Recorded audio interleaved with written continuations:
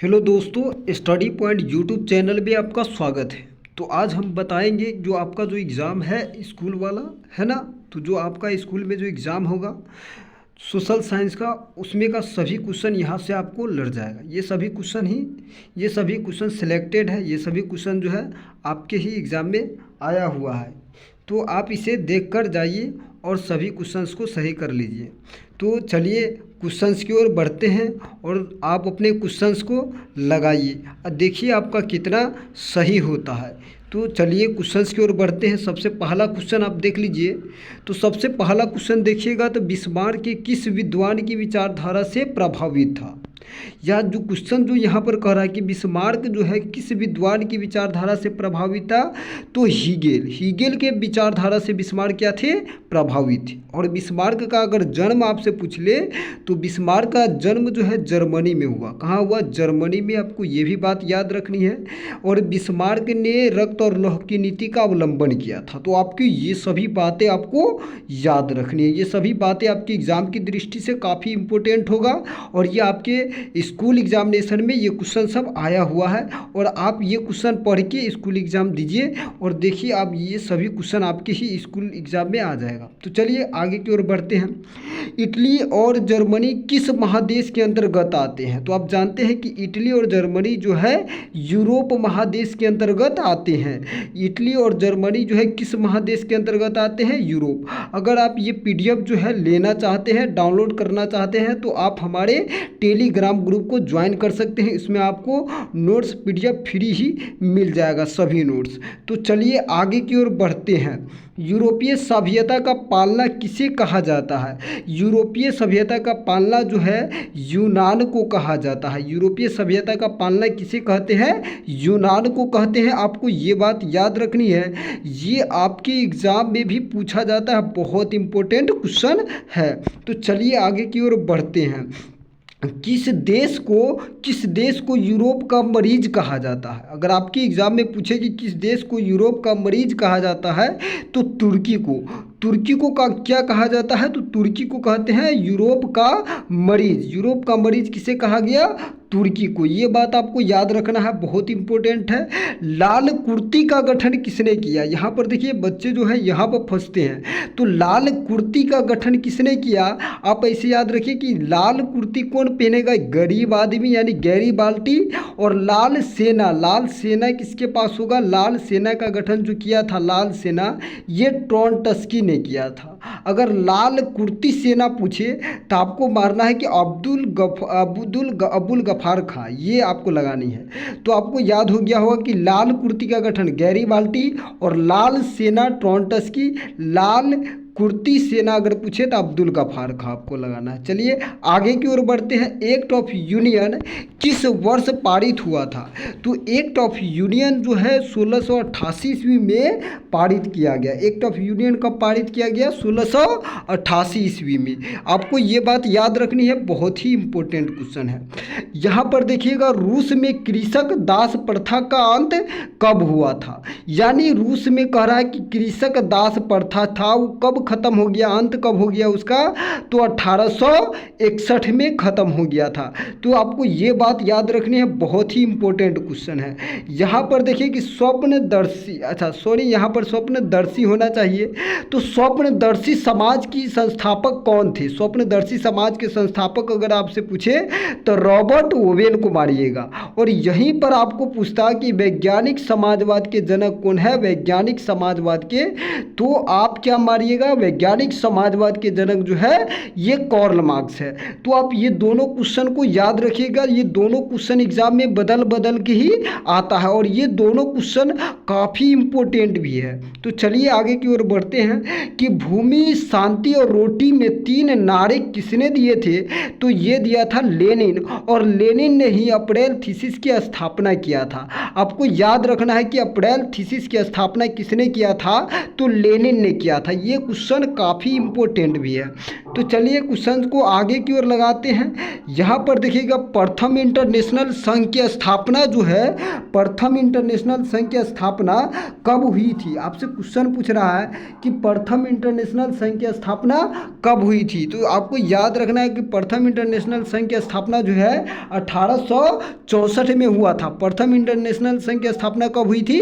1864 ईस्वी में। अब आगे की ओर बढ़ते हैं, तो चलिए, रूस का पहला समाजवादी कौन था। तो रूस का पहला समाजवादी जो था ये था प्लेखानोव। क्या था? प्लेखानोव। आपको ये भी बात याद रखनी है, काफ़ी इम्पोर्टेंट भी है। तो देखिए यहाँ पर देखिएगा, लाल सेना का गठन, हमने आपको अभी बताया कि लाल सेना का गठन किसने किया था। तो लाल सेना का गठन जो है ट्रोटस्की ने किया था। लाल सेना का गठन किसने किया? ट्रोटस्की। और लाल कुर्ती पूछे तो आपको गैरीबाल्टी मारना है, क्योंकि लाल कुर्ती कौन पहनेगा? गरीब आदमी। तो इस प्रकार आप याद रखिए कि लाल कुर्ती का गठन जो है गैरीबाल्टी ने किया। आपको कंफ्यूज नहीं होना है। संसार की सबसे कीमती संसाधन क्या है? तो संसार के जो सबसे कीमती संसाधन होगा वो खनिज होगा। अगर जिस देश में खनिज ज़्यादा है वह देश क्या होगा? उतना ही विकसित होगा। तो आपको ये बात याद रखना है कि संसार की सबसे कीमती संसाधन जो है ये खनिज संसाधन है। पवन ऊर्जा निम्नलिखित में कौन संसाधन है? तो पवन ऊर्जा जो है नवीकरणीय संसाधन है, क्योंकि पवन जो है वायु कभी खत्म नहीं हो सकता है। आपको ये बातें याद रखनी है। निम्नलिखित में कौन प्राकृतिक संसाधन यहाँ पर नहीं लगा रहा था? यहाँ पर क्या होता? नहीं हो जाता। तो प्राकृतिक संसाधन नहीं है। तो इनमें से कौन जो है प्राकृतिक संसाधन नहीं है? तो आप देखिएगा नगर जो है ये प्राकृतिक संसाधन नहीं है। आप इसमें सुधार कर लीजिएगा। सोपानी कृषि किस राज्य में प्रचलित है? तो सोपानी कृषि जो है किस राज्य में प्रचलित है? उत्तराखंड में। ये भी बात आपको याद रखना है कि सोपानी कृषि किस राज्य में प्रचलित है। और काली मृदा का जो है दूसरा नाम क्या होता है? तो काली मृदा का ही दूसरा नाम क्या होता है? रेगुर मृदा। अगर आपसे पूछे कि काली मिट्टी में काली मिट्टी किसके लिए उपयुक्त है? तो कपास के लिए। ये भी बहुत ही इंपॉर्टेंट है, एग्जाम में कई बार आया कि काली मिट्टी किसके लिए उपयुक्त है? तो कपास के लिए। आपको ये बातें याद रखनी है, इंपॉर्टेंट है। और आगे बढ़ते हैं। देखिए भारत में सबसे अधिक विस्तार किस मिट्टी का है? अगर आपसे ऐसे क्वेश्चन पूछे तो भारत में सबसे अधिक विस्तार जो है मिट्टी का तो वो है जलोढ़ मिट्टी। जलोढ़ मिट्टी जो है काफ़ी ज़्यादा मात्रा में भारत में मिल जाती है। पुरानी जलोढ़ मिट्टी को क्या कहा जाता है? अगर आपसे पूछे कि पुरानी जलोढ़ मिट्टी को क्या कहेंगे तो याद रखिए पुरानी जलोढ़ मिट्टी को बांगर। अगर नहीं पूछे तो खादर। अब याद कैसे रखेंगे? तो देखिए खाने वाला चीज़ हमें नया नया ही पसंद आता है, तो आप ऐसे याद रखिए कि नई जलोढ़ मिट्टी को क्या बोलेंगे? खादर, यानी खाने वाला खादर, इसे समझ लीजिए। और बांगर जो पुराना होगा वो क्या होगा? बांगर होगा। तो आपको ये बात याद रखनी है और ये काफ़ी इंपॉर्टेंट क्वेश्चन है, बहुत बार पूछा हुआ है एग्जाम। ध्यान दीजिए, हीराकुंड परियोजना कहाँ है? तो देखिए हीरा किसके पास होगा? तो हीरा होगा कोई महान आदमी के पास। इस प्रकार से आप याद रख सकते हैं कि हीराकुंड परियोजना किस नदी पर है? तो महानदी पर। हीराकुंड परियोजना किस नदी पर है? महानदी पर, क्योंकि हीरा महान आदमी ही रख सकता है। और हीराकुंड परियोजना भारत के सबसे बड़ा परियोजना अगर कहा जाए तो हीराकुंड परियोजना है। ये बात आपको याद रखनी है। भारत की सबसे लंबी नहर कौन है? तो भारत की सबसे लंबी नहर जो है इंदिरा गांधी नहर परियोजना। कौन है? इंदिरा गांधी नहर परियोजना। यानी आपका ऑप्शन क्या हो जाएगा? डी इसका राइट आंसर होगा। तो चलिए आगे की ओर बढ़ते हैं कि उड़ीसा किस खनिज का सबसे बड़ा उत्पादक राज्य है? उड़ीसा जो है किस खनिज का सबसे बड़ा उत्पादक राज्य है? तो मैग्नीज। यानी उड़ीसा में आपको सबसे ज़्यादा अगर मिलता है तो वो मैग्नीज मिल जाएगा। सीमेंट उद्योग का कच्चा माल क्या है? तो आप जानते हैं कि सीमेंट उद्योग का जो कच्चा माल होता है ये चूना पत्थर होता है। क्या होता है? चूना पत्थर होता है। चलिए आगे की ओर बढ़ते हैं। डिगबोई तेल क्षेत्र कहाँ है? आपको मालूम होगा जो डिगबोई तेल क्षेत्र है ये असम का है। कहाँ का है? असम का। और यहाँ पेट्रोल का निर्माण काफ़ी मात्रा में होता है। आपको ये भी बात याद रखनी है। तो चलिए आगे की ओर बढ़ते हैं। सत्ता में साझेदारी किस व्यवस्था में सर्वश्रेष्ठ रूप संभव है? तो अब सत्ता में साझेदारी अगर देखा जाए तो किस व्यवस्था में सर्वश्रेष्ठ है? तो लोकतंत्र में काफ़ी सर्वश्रेष्ठ होता है। ये बात आपको याद रखनी है, बहुत इंपॉर्टेंट है। यहाँ पर क्वेश्चन है कि भारत में महिलाओं की साक्षरता दर कितनी है। तो भारत में देखा जाए तो महिलाओं की साक्षरता दर जो है 54% यानी 54% लगभग माना जाता है, यानी 54%। तो चलिए श्रीलंका का विभाजन जो है किस स्तर पर है। श्रीलंका का विभाजन क्षेत्रीय स्तर पर भी है और सामाजिक स्तर पर भी है, यानी ए और बी दोनों इसका राइट आंसर हो जाएगा, ऑप्शन सी इसका राइट होगा। तो चलिए आगे की ओर बढ़ते हैं। कृषि कार्य में महिलाओं की कृषि कार्य में महिलाओं की कितनी कृषि कार्य में महिलाओं की कुल भागीदारी जो है, कृषि कार्य में महिलाओं की कुल भागीदारी कितनी है।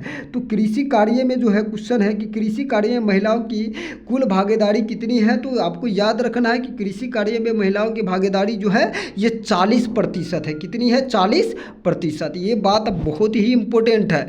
ये बात देखिए, इंग्लैंड में महिलाओं का वयस्क मताधिकार अगर देखा जाए तो ये 1928 में मिला था, 1928 में। ये बात आपको याद रखनी है। निम्नलिखित में कौन कौन सा देश धर्मनिरपेक्ष नहीं है। तो देखा जाए तो पाकिस्तान जो है ये धर्मनिरपेक्ष नहीं है। ये धर्मनिरपेक्ष कहने का मतलब जो होता है जहाँ सभी धर्म के मानने वाले लोग रहे उसे धर्मनिरपेक्ष कहते हैं, यानी जहाँ पर ऐसे देश जहाँ पर सभी धर्म के मानने वाले लोग रहे उसे धर्मनिरपेक्ष कहते हैं। तो ये धर्मनिरपेक्ष देश कौन नहीं है। तो आपको याद रखना है कि पाकिस्तान नहीं है। भारत एक राष्ट्र है। तो भारत आप जानते हैं कि भारत में सभी धर्म के लोग रहते हैं, तो इसलिए भारत को क्या कहा जाएगा? धर्मनिरपेक्ष देश। यानी भारत कैसा देश है? तो धर्मनिरपेक्ष देश है। आपको ये बात याद रखनी है। जाति आधारित विभेद किस देश में है? अगर देखा जाए तो जाति पर आधारित विभेद जो है ये भारत में है, लेकिन यहाँ पर भारत होता, इसमें टाइपिंग में मिस्टेक हो चुका, आप इसमें भारत कर लीजिएगा। यहाँ पर क्या आंसर होता? भारत। इसमें आप भारत लगा लीजिएगा या लिख लीजिएगा। अगर आप मेरा पीडीएफ जो लीजिएगा, अगर पीडीएफ में आप इसको सुधार हो जाएगा। तो चलिए आगे की ओर मैं आगे की ओर बढ़ता हूँ। सिहली किस देश की राज्य भाषा घोषित किया गया।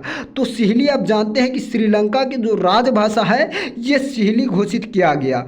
जाति पर आधारित विभाजन कहाँ है। तो आप जानते हैं कि जाति पर आधारित जो है कहाँ विभाजन देखने को मिलता है। तो भारत में ही देखने को मिलता है, क्योंकि भारत जो है, भारत में सभी प्रकार के जाति वाले लोग रहते हैं। तो चलिए आगे की ओर बढ़ते हैं। बिहार के विकास में एक बहुत बड़ी बाधा क्या है। तो आप जानते हैं जो बिहार में जो लोग रहते हैं उसको में सबसे बड़ा बाधा जो होता है ये बाढ़ का। क्या होता है? बाढ़ का। ये बात आपको याद रखना। प्रथम पंचवर्षीय योजना किस वर्ष हुआ। तो आपको ये याद रखना है कि प्रथम पंचवर्षीय योजना 1951 से 56 में हुआ था, 1951 से 56। और इसमें कृषि पर ध्यान दिया गया। आपको दूसरा भी याद रखना है, दूसरा पंचवर्षीय योजना 1956 से 1961 और तीसरा 1961 से 66। ये बात आपको याद रखनी है। और प्रथम पंचवर्षीय योजना में किस पर ध्यान दिया गया था? कृषि पर। और देखिए ये पंचवर्षीय योजना जो योजना आयोग के अंतर्गत ही आए थे। तो आपको योजना आयोग भी याद रखना है। योजना आयोग की स्थापना कब हुई थी? तो 15 मार्च 1950 को योजना आयोग की स्थापना हुई। अगर आपसे पूछे कि योजना आयोग की स्थापना कब हुई तो 15 मार्च 1950 को। योजना आयोग का जो अध्यक्ष होता था ये प्रधानमंत्री होता था। आगे चलकर जो है योजना आयोग को ही नीति आयोग में बदल दिया जाता है। तो आपको ये बातें याद रखनी है। चलिए आगे की ओर बढ़ते हैं। निम्नलिखित में कौन से देश मिश्रित अर्थव्यवस्था में शामिल है। देखिए निम्नलिखित में जो मिश्रित अर्थव्यवस्था देश कहा जाए तो ये भारत ही है। तो भारत देश क्या है? मिश्रित अर्थव्यवस्था। यहाँ पर देखिएगा तो नीति आयोग के अध्यक्ष, मैंने आपको अभी ही बताया कि योजना आयोग का अध्यक्ष कौन होता है? प्रधानमंत्री। और योजना आयोग को ही क्या बदल दिया गया? नीति आयोग में। तो नीति आयोग के भी अध्यक्ष कौन होगा? प्रधानमंत्री। आपको ये बातें याद रखनी है। व्यावसायिक बैंकों का राष्ट्रीयकरण कब हुआ था? तो व्यावसायिक बैंकों का राष्ट्रीयकरण जो है 1969 में हुआ था। कब हुआ था? 1969 में। आपको ये बातें याद रखनी है कि 1969 में व्यावसायिक बैंकों का राष्ट्रीयकरण हुआ। दादा भाई नौरोजी सर्वप्रथम राष्ट्रीय आय का अनुमान कब लगाया? तो दादा भाई नौरोजी जो सर्वप्रथम राष्ट्रीय आय का अनुमान जो लगाया था ये कब लगाया था? 1868 में लगाया था।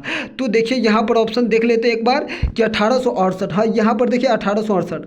यानी अगर ऑप्शन में 1867 भी भी मिले तो सही होगा, क्योंकि 1867 से 68 माना जाता है। तो आपको ये बात याद रखना है, अगर 67 मिले तो 67 भी सही होगा, 68 भी सही होगा, है ना। तो ये बातें आपको याद रखनी है। राष्ट्रीय आय का सृजन होता है, यहाँ पर देखिए जो क्वेश्चन है, यहाँ पर क्वेश्चन है कि राष्ट्रीय आय का सृजन होता है तो उत्पादक क्रियाओं द्वारा। क्या होता है? उत्पादक क्रियाओं द्वारा। भारत के गरीब राज्य में कौन सा राज्य शामिल है? तो भारत के गरीब राज्य में कौन सा राज्य शामिल होगा? बिहार। बिहार राज्य क्या है कि गरीब भी है, और देखिएगा बीमारू राज्य में भी बिहार आ जाता है। तो आपको ये बात भी याद रखना है, अगर सबसे अधिक जनसंख्या घनत्व पूछे तो आपको बिहार ही लगाना है। तो ये बातें आपको याद रखनी है। निम्नलिखित में कौन सा देश विकसित अर्थव्यवस्था का उदाहरण प्रस्तुत करता है? तो देखिए ये कौन सा देश है? तो अमेरिका ही एक ऐसा देश है जो विकसित देश है, और विकसित कहने का मतलब जहां विकास कर चुका है, ऐसा देश जो विकास कर चुका है। विकासशील कहने का मतलब जो देश विकास अभी कर ही रहा है। तो चलिए आगे की ओर बढ़ते हैं। बिहार राज्य की कितनी प्रतिशत जनसंख्या कृषि पर आधारित है? तो बिहार राज्य के देखा जाए तो कितनी प्रतिशत जनसंख्या जो है कृषि पर आधारित है? देखा जाए तो 86% जो जनसंख्या है कृषि पर आधारित है। ये आपके बुक से ही क्वेश्चन है। भूकंप जो है कि मापन किसके द्वारा, यानी भूकंप को किसके द्वारा मापते हैं?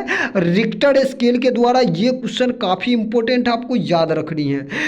तो देखिए आगे, भारत में कितने प्रतिशत भूमि भूकंप प्रभावित है? तो देखा जाए कि भारत में कितने प्रतिशत जो है भारत में कितने प्रतिशत भूमि भूकंप प्रभावित है? तो 56%। कितना हो जाएगा इसका राइट आंसर? 56% इसका आंसर हो जाएगा। 56% आपको याद रखनी है। ये क्वेश्चन बहुत ही इंपॉर्टेंट है। तो चलिए आगे बढ़ते हैं कि 26 दिसंबर 2004 को विश्व के हिस्से में भयंकर सुनामी आया था। 26 दिसंबर 2004 को विश्व के किस हिस्से में भयंकर सुनामी आया था? तो बंगाल की खाड़ी में। कहाँ होगा? बंगाल की खाड़ी। ये बात आपको याद रखनी है। किस देश को बाढ़ का देश कहा जाता है? तो किस देश को बाढ़ का देश कहेंगे? याद रखना है आपको, किस देश को बाढ़ का देश कहते हैं? बांग्लादेश को। और बांग्लादेश कब आज़ाद हुआ था? आपको याद रखना है 1972। और बांग्लादेश की राजधानी क्या है? ढाका। और इसकी रुपया क्या है? टका। एग्जाम में पूछा हुआ है, आपकी एग्जाम में पूछा है कि बांग्लादेश की मुद्रा क्या है? तो टका। ये बातें आपको याद रखनी है। अगर आप 10th और 12th की अच्छी तैयारी करना चाहते हैं तो इस चैनल को जरूर सब्सक्राइब करें, क्योंकि यहाँ पर आपको जो है सभी क्वेश्चन का 100% राइट आंसर दिया जाएगा। तो चलिए इस वीडियो को ज़्यादा से ज़्यादा आप अपने दोस्तों में शेयर कीजिए, ताकि वो भी लाभ उठाए और अपने एग्ज़ाम में, अपने स्कूल एग्ज़ाम में क्या हो, अच्छा से अच्छा लिख के आए। तो चलिए नेक्स्ट वीडियो में मिलते हैं।